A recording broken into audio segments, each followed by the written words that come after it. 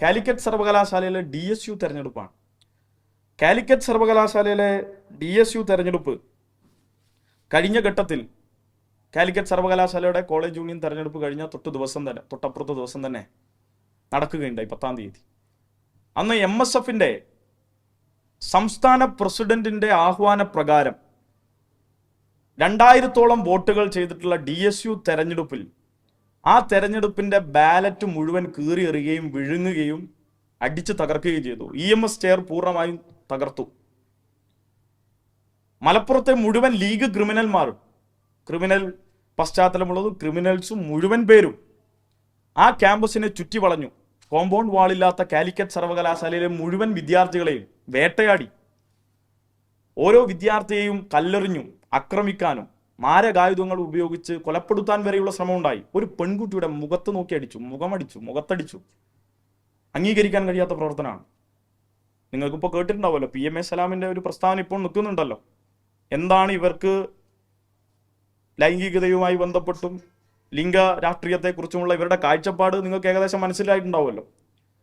അതിന്റെ പ്രോ വേർഷനാണ് ഇന്നത്തെ MSF നേതാക്കന്മാർ. ആ MSF സംസ്ഥാന പ്രസിഡന്റിനെതിരെ പരാതി കൊടുത്തത് വേറെ സംഘടനയിലെ പെൺകുട്ടികളൊന്നുമല്ലല്ലോ, അതേ സംഘടനയിലെ ഉയർന്ന നേതാക്കന്മാരല്ലേ. അത് ഒത്തുതീർപ്പാക്കുകയാണല്ലോ ചെയ്തത്. ഇപ്പൊ ഒരു പെൺകുട്ടിയുടെ മുഖത്തടിക്കുകയായിരുന്നു. അപ്പൊ അതിനെതിരെ ശക്തമായ പ്രതിഷേധം SFI ഉയർത്തിക്കൊണ്ടുവന്നു. എന്നാൽ അതിനെ MSF നേരിട്ടത് കള്ളം പറഞ്ഞുകൊണ്ടും വ്യാജ വാർത്ത നിരത്തിക്കൊണ്ടുമായിരുന്നു. SFIക്കെതിരെ നിരന്തരം വ്യാജ വാർത്തകൾ അടിച്ചു വിട്ടുകൊണ്ടേയിരുന്നു. പ്രസ് മീറ്റ് വിളിച്ച് MSFന്റെ സംസ്ഥാന പ്രസിഡന്റ് പറഞ്ഞത്, തെരഞ്ഞെടുപ്പിനെ നേരിടാൻ ഞങ്ങൾ തയ്യാറാണ്. എന്ത് ധൈര്യത്തിലാണ് അത് പറഞ്ഞതെന്നറിയോ? കാലിക്കറ്റ് VC തങ്ങളുടെ കീശയിലുണ്ട് എന്ന വിശ്വാസത്തിലാണ്. RSSകാരനായ VC ആണ് MSF സംസ്ഥാന പ്രസിഡന്റിന്റെ വിശ്വസ്തൻ.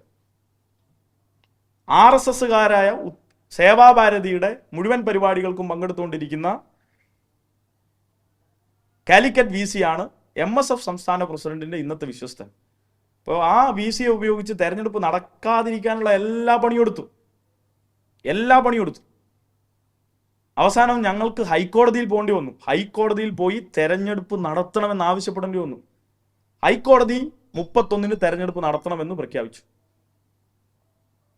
31-ന് തെരഞ്ഞെടുപ്പ് നടത്തണമെന്ന് പ്രഖ്യാപിച്ചപ്പോൾ തെരഞ്ഞെടുപ്പ് അതിനു മുമ്പ് എന്തായാലും നടക്കണം എന്നൊക്കെ വീമ്പ് പറഞ്ഞാൽ നടക്കണമെന്ന് ഒരാഗ്രഹവും ഇല്ല. കാരണം നടന്നാൽ കാലിക്കറ്റ് സർവകലാശാലയിൽ അമ്പേ പരാജയപ്പെടുമെന്ന് 100% ഉറപ്പാണ്. കഴിഞ്ഞ തവണ ഉണ്ടായിരുന്ന വോട്ട് പോലും ലഭിക്കില്ല. അത് മനസ്സിലാക്കിയ MSFന്റെ സംസ്ഥാന നേതൃത്വം വീണ്ടും അവിടെ അക്രമം സംഘടിപ്പിക്കാൻ ശ്രമിച്ചു. ഹോസ്റ്റലിൽ കയറി അക്രമം ഉണ്ടാക്കാൻ നോക്കി, തെരഞ്ഞെടുപ്പ് മാറ്റിവെപ്പിക്കാൻ. ഇതൊന്നും നടക്കുന്നില്ല. ഞങ്ങളുടെ പ്രവർത്തകർ പൂർണ്ണമായും അതിന്റെ ക്ഷമാക്ഷീലം പഠിച്ച് കൃത്യമായി അതിൽ ഇടപെട്ടപ്പോൾ, തെരഞ്ഞെടുപ്പ് നടക്കണമെന്ന ഉത്തമ ബോധ്യത്തിൽ ഇടപെട്ടപ്പോൾ അവർക്ക് അത് മറികടക്കാൻ കഴിഞ്ഞില്ല, അക്രമം സംഘടിപ്പിക്കാൻ കഴിഞ്ഞില്ല. ഇന്നലെ ഈ 31-ാം തീയതി, കഴിഞ്ഞ ദിവസം 31-ാം തീയതി തെരഞ്ഞെടുപ്പ് കഴിഞ്ഞപ്പോൾ 1158 വോട്ടുകളുടെ ഭൂരിപക്ഷത്തിൽ ഞങ്ങളുടെ ചെയർമാൻ അവിടെ വിജയിച്ചു. 1158 തൊട്ട് 1200 വരെയുള്ള ലീഡുകൾക്ക് മുഴുവൻ പാനലിലും SFI വിജയിച്ചു വരുന്ന സാഹചര്യമുണ്ടായി. തൊട്ട് തലേ ദിവസം 30-ാം തീയതി പെട്ടെന്ന് വൈകുന്നേരം എവിടുന്നോ അരുളിച്ച വന്നതുപോലെ MSFന്റെ നേതാക്കന്മാർ പ്രഖ്യാപിച്ചു, ഞങ്ങൾ ഇലക്ഷൻ ബഹിഷ്കരിക്കുകയാണ്. എന്താ ബഹിഷ്കരിക്കാനുള്ള കാരണം? ഒരു കാരണം പറയാനുണ്ടോ? ആദ്യം പറഞ്ഞു റിട്ടേണിംഗ് ഓഫീസർ CPM ആണ്. എന്നാൽ ഇപ്പോഴത്തെ റിട്ടേണിംഗ് ഓഫീസർ കോൺഗ്രസ് അനുഭാവിയും കോൺഗ്രസിന്റെ അടുത്ത സജീവ പ്രവർത്തകനുമാണ്. പിന്നെ പറഞ്ഞു ഞങ്ങൾക്കെതിരെ കേസുണ്ട്.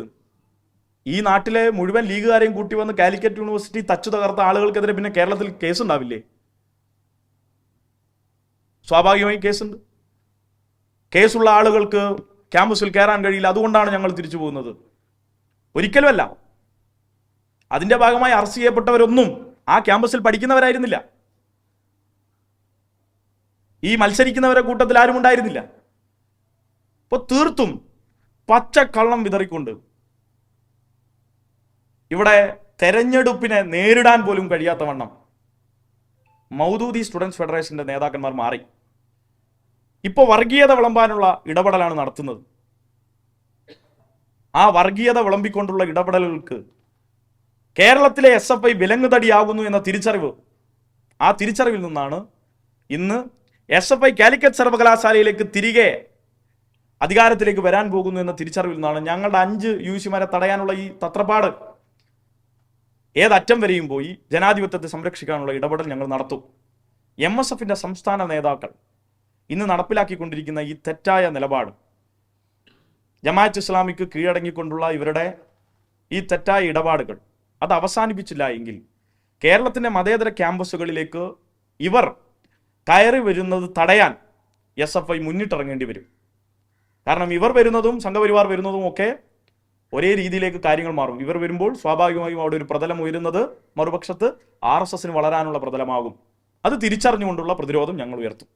അപ്പോൾ അത് ശക്തമായി അതിനെതിരെയുള്ള സമരം ഞങ്ങൾ കേരളത്തിലെമ്പാടും സംഘടിപ്പിക്കും എന്നുള്ളതാണ്. കേരളയിലുണ്ടായിരുന്ന അവസാനത്തെ അക്കൗണ്ട് പൂട്ടിക്കെട്ടി ഞങ്ങൾ തിരിച്ചയച്ചിട്ടുണ്ട്. ആ ജില്ലക്കപ്പുറത്തേക്ക് ആ ജില്ലയിലും MSFനെ പൂർണ്ണമായും ഇന്ന് നിലംപരിശാക്കാൻ SFIക്ക് കഴിഞ്ഞിട്ടുണ്ട്. ഈ തെരഞ്ഞെടുപ്പ് റിസൾട്ടാണ് ഈ അക്രമങ്ങൾക്കൊക്കെ MSFന്റെ നേതൃത്വത്തിലേക്ക് വന്നിട്ടുള്ളത്.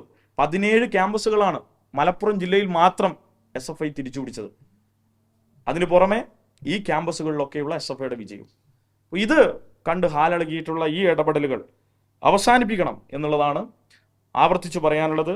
ഇതൊക്കെ ചെയ്ത് വീട്ടിൽ സ്വസ്ഥമായിരുന്ന് ഫേസ്ബുക്കിൽ പോസ്റ്റ് എഴുതി രസിച്ചുകൊണ്ടിരിക്കുന്ന ഇക്കയോട് പറയാനുള്ളത്, ഇക്ക ഇമാതിരി പരിപാടിയുമായി ഇനി കേരളത്തിലെ ക്യാമ്പസുകളിലേക്ക് വരരുത് എന്നാണ്.